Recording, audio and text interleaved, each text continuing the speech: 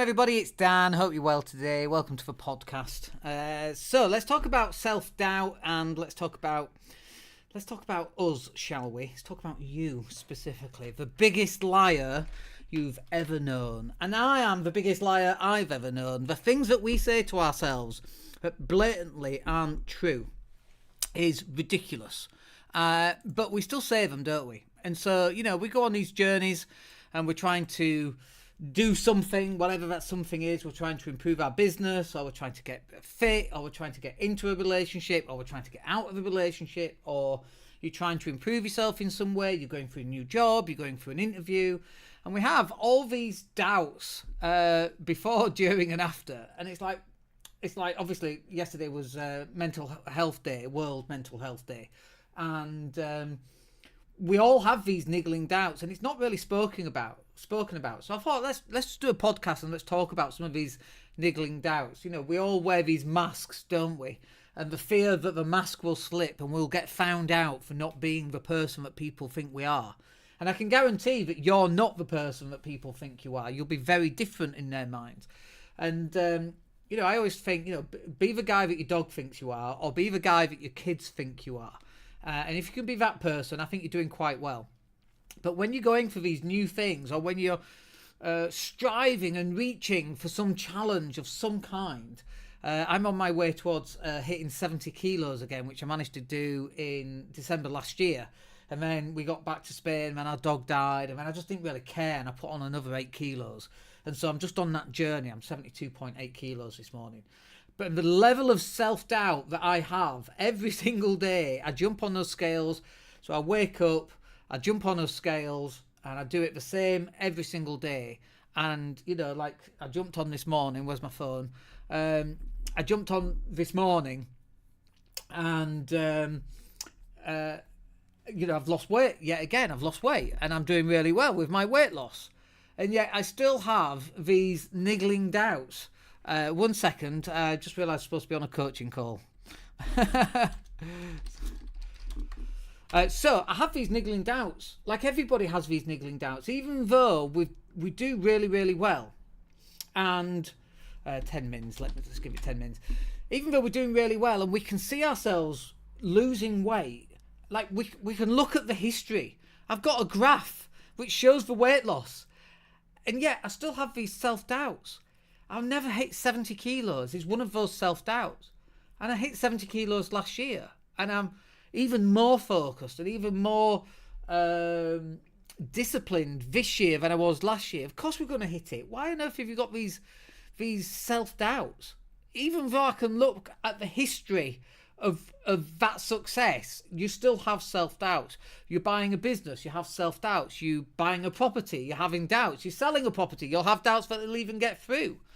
We have all these self-doubts all the way through. And I'm not here to say that there is an answer for this. Just do this. Just eat 18 tomatoes a day. That will remove any self-doubt in your life. Because that just doesn't exist.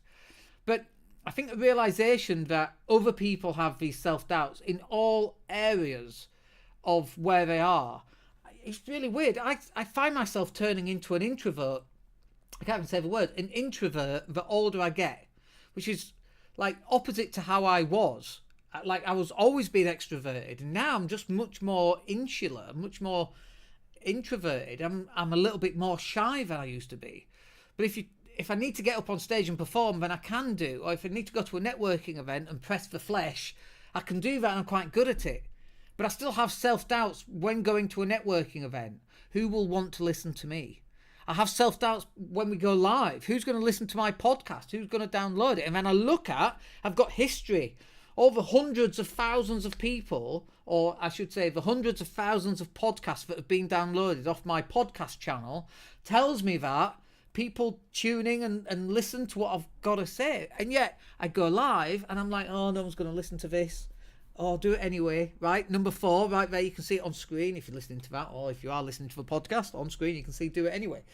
So we all have these self-doubts. And again, there's no magic thing that you can do that's going to remove these self-doubts. But there are a few minor things that you can do.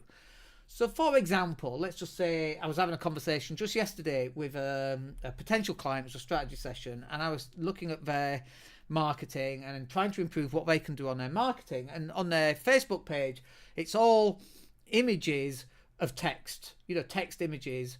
And the only video on there was testimonials from customers. And there's no pictures of them, of their team and their staff and of them. There's no lives. There's no video face to camera like this one is. And there's nothing. There's no personality on that Facebook page. And it's like, people buy from people they know, like, and trust, right? So they don't necessarily buy from a faceless organisation, unless it's a very big organisation like Coca-Cola or British Telecom or something like that. But where we are at, and people watching this, people buy from you because it's you, not because it's for business and this faceless organisation. So you've got to put a face in front of it. And he was saying to me, I'm a little bit shy around going live to camera. And absolutely, 100%, I completely agree. That was me 700 lives ago. However many lives we've done and podcasts we've done, 800, 900 videos. I think it's 1,500, 1,600 videos probably on my YouTube channel. Some of them are repurposed, some of them are live, some of them are just me walking the dog talking to the camera that I did years ago. I was nervous as well. So you have to get through that. And it's like, well, how do you get through that? Well, how do you eat an elephant? Literally one bite at a time. If you don't want to do video podcast and live stream, just have you and a microphone. I've had me and a microphone sat in a coffee shop and you can hear, the beer arriving, those big beer barrels that roll down the thing.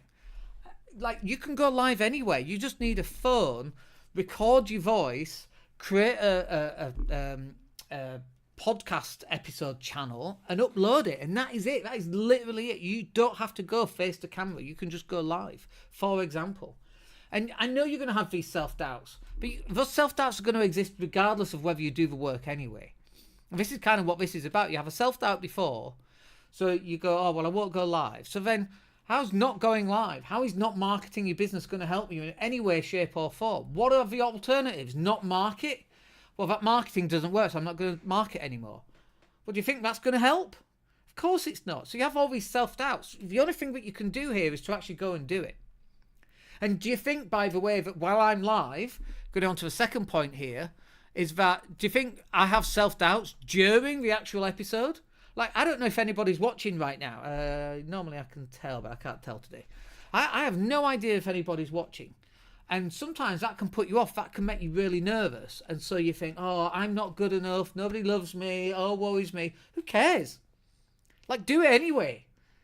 I'm here. I might as well give good advice, because that one person who might download the podcast, or they might watch a video, or they might watch one of the shorter videos that we cut it up into, they might just listen in and tune into that one little bit of advice that they go, shit, that's me. I'm so glad Dan said that. It's not just him that struggles, I struggle. And it's not just me that struggles, everybody else is struggling too. That's just what I needed to hear. But you can only do that if you're putting yourself in front of other people and you're going live and you're doing all this stuff. And this isn't necessarily about self-doubts about going live or self-doubts about marketing. This is self-doubts about everything. When I went to CrossFit this morning, we were doing a CrossFit session, and the CrossFit session was really hard. And then I look at what the workout of the day is and I'm like, oh my goodness me, I'm never ever going to get through that. Self-doubt. And then I start doing it. And then I'm through it, I'm halfway through it, and I'm like, oh God, I'm never going to finish this. So this is self-doubt during, right? And then after I finished it, oh, I can't believe I got through that. I had self-doubts. I'd finished the damn thing, done really well, lifted heavy, ran lots. I even had self-doubts. Those self-doubts don't go away, folks. It's like, I wish they did. I wish that you wake up and you feel confident and life is great. There's self-doubts about every aspect of my life. Completely and utterly have these self-doubts.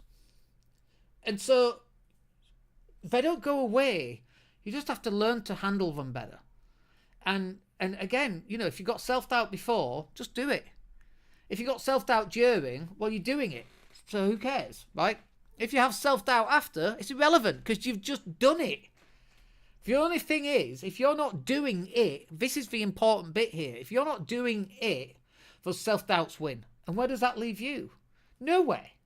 So you've got to have this attitude of just getting through these self-doubts, because on the other side of that self-doubt is success, right? And then afterwards you have these self-doubts. I've broken an arrow with my throat. I've walked on burning hot coals. I've bent a metal bar with my wife against our throats at an event. We've done all these amazing things. We've built millions of pounds worth of property. We've got a successful digital marketing agency. And yet, I look at all those things and I come up with these excuses. Oh, well, yeah, but that was a different time. Property was easier back then, wasn't all these rules? There are still people out there right now with not a lot of money making property work. Well, with digital marketing, it's definitely harder. It definitely is harder. Every man and his dog is a one-man and a dog digital marketing agency that we have to compete with. We've got a team of staff that we have to pay every month. And you have little Johnny, who's 15, knocking it out for 99 quid a month so that he has pocket money every month. I mean, well done, Johnny, first of all, if that's what you're doing. But that's sometimes our competition, and that's okay because it's not great, and that's okay, you know. Not everybody can do what we do. And again, in the conversation we had with the guy who actually runs a marketing company, we're explaining how to run marketing because they can't do what we can do, and that's fine. Not everybody can do that. It's like saying I'm a professional athlete. Oh, can you do 20 pull-ups? No, I'm a cyclist. It's a different section of being a professional athlete completely, right? But you know, as you've done all these things, you're still going to have self-doubts about the thing that you've done, even though you have done it. It's normal. Completely and utterly normal. Drives us bonkers, doesn't it? Drives me insane. You know, I'm always like, am I going to get another client? Will we close another client? Oh, we closed loads of clients for the last couple of years. Our ability to close clients is there. It's not going away. It might be different because the circumstances of the UK's financial arm is very different than it was 2 years ago, 3 years ago. Pre-pandemic was vastly different. Pre-Ukraine war, vastly different. Now, obviously, we've got another war going on in the Middle East. Far East. Middle East. So, so you've got all these issues popping up. And do you think you'll be able to do it again? Of course you will. I think the key here is not to worry about will you do it again. I think the key is to do it anyway, regardless of how you're feeling. And this is the ultimate answer. Look at me getting all excited here. This is the ultimate answer. You've got to move those thoughts and feelings about this self-doubt before, during and after, and you have to move them to one side. You just got to focus on the task at hand. And these tasks at hand, they don't have to be these big grandiose tasks that you're going to make all this crazy change in a very short space of time. Your job should be to go do, what's my next task? I need to tidy my desk. Do that one. Brilliant. What else? I need to put together all my paperwork for last year's tax because I need to drop them off at the accountant. This is me speaking to myself. I did it yesterday. Brilliant. How long is that going to take? 3 hours. Let's go and do that. Oh, I've got all these other things that I need to do. I need to sort out team members and sort this out and onboarding for a new client and all this stuff, right? That's fine. Let's program it in. Let's allocate time according to that. Tomorrow, 3 o'clock. That's perfect. Let's do that then. What are you doing now when I need to go live? But then I can't go live because I've got all these other things to do. All right, well, go live. But is that the most prioritous thing? The thing with the highest priority right now? Yeah, we've not been live for a couple of weeks. Right, let's do that then. And pull out the MP3 so we get some podcast out of it. Let's pull out the little clips so that we can post regular content so we can stay in front of people. Okay, let's do that. Do it anyway. Do these small things. Break this big thing down into these small bite-sized chunks. Just go do those. Forget about how you feel about it. It's irrelevant. Be like a robot. Go do the damn thing that you need to go do and go and get it done. Right. I need to go because I'm due on a coaching call. But I hope that's useful for you. And let me know in the comments down below. Hit me up if you want to have a chat about your business. And we'll catch up with you on the next podcast. My name's Dan Latter. Have a wicked day. Take care.